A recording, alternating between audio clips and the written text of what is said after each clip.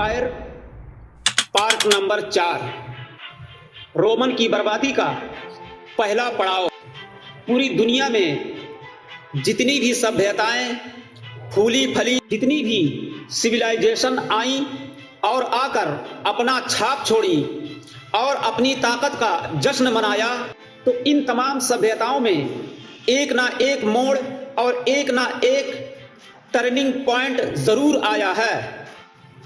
इनके शुरुआती वाले स्ट्रगल और संघर्ष ये धीरे धीरे कम होते चले गए और फिर रोम के साथ भी यही खेला हुआ।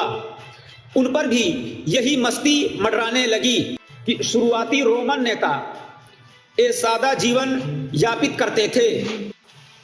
वक्त का चक्का घूमता रहा, रूलर आते गए और शासन करते गए और कुछ ही समय के बाद नए शासक महलों, दावतों और दिखावे में रहने लगे। आहिस्ता आहिस्ता इनके नेचर में एक बदलाव आने लगा और इनकी चरित्र बिल्कुल एकदम उल्टी हो गई कि पहले इनके यहाँ सम्मान और रिस्पेक्ट उसको मिलता कि जो स्ट्रगल करता था, जो कोशिश करता था, तो उसे इज्जत और आभूषणों से नवाजा जाता था। लेकिन अब जब माल दौलत इनके यहाँ इकट्ठा हो गया और मोह माया ने इनके दिल में घर कर लिया, अब इज्जत और रिस्पेक्ट इनके यहाँ मनी की होने लगी।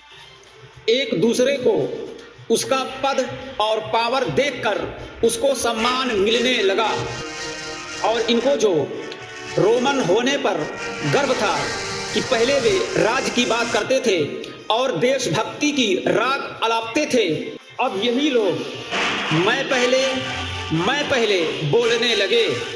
अब इनका टोन बिल्कुल ही चेंज हो गया।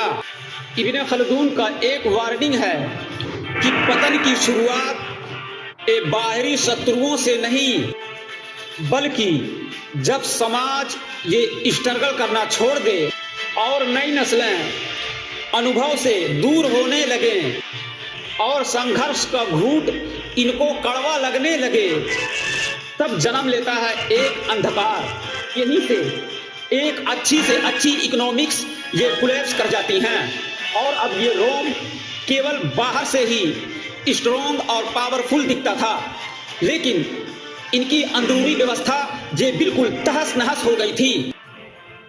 अगले भाग यानी पार्ट नंबर 5 में हम ये जानेंगे कि रोम में कर और टैक्स ने आग में घी डालने का काम कैसे किया।